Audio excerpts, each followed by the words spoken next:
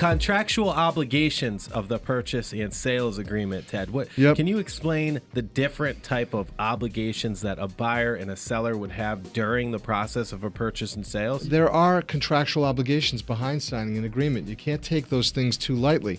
It's a contract. It's an obligation from both sides to do a certain thing. Sure is. And so, it would seem, hey, why not? If I'm a buyer that's already in a contract, but there's more property hitting the market, you would think it may not be such a big deal. Let me just cancel this contract that I have, and I'll move on to something else. But it doesn't work that way. Mm-hmm. It's really, really important for people to know that once they're bound to a purchase and sales agreement, that's a contract, and there are contingencies. There are outs in a contract. Like the standard purchase and sales agreement does have outs.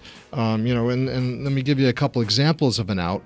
The mortgage contingency. If you're going to purchase a property cash, then you don't have that contingency. Mm-hmm. But when you're buying, like most people do, with a mortgage, you do have that contingency that helps you. There's also an out with the inspection period. Sure is. Right. Mm-hmm. So and we see that often. Where the buyer has the right to do an inspection unless you're waiving your rights. Lots of times there are issues below the immediate viewing point, the threshold, and you dig a little deeper and you realize, oh wow, I've got some issues here. Mm-hmm. So if you have issues and you have an inspection period that you haven't waived, now you have the ability to be able to bring that up to the sellers or the listing agent within that inspection period time frame.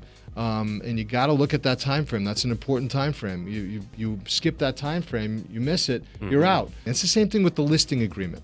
The listing agreement, says that the seller's going to do certain things. The listing agent rather is going to do certain things for the seller. Yeah. Both sides are going to do something. And the listing agent is going to spend money and time to get you the best numbers, best exposures, best everything for your property. You can't midstream decide, oh, you know what, I've had a change of heart. I like what somebody else told me, a friend of the family or something like this. You've got a contract. You've got to honor that contract. A part where I see a lot of buyers try to pull out of an agreement when they have cold feet, when they're kind of far into the transaction after inspections, is they try to get a mortgage denial letter. Completely unethical if they can get supplied a mortgage approval. And in rare cases, the bankers will do it.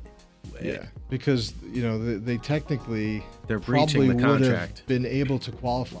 So one of the things we do for our sellers is we say, well, if your bank can't do it, we want our bank to check out. Yeah, and that makes a lot of sense. Yeah, because you want to be able to preserve the transaction for the best interest of the parties.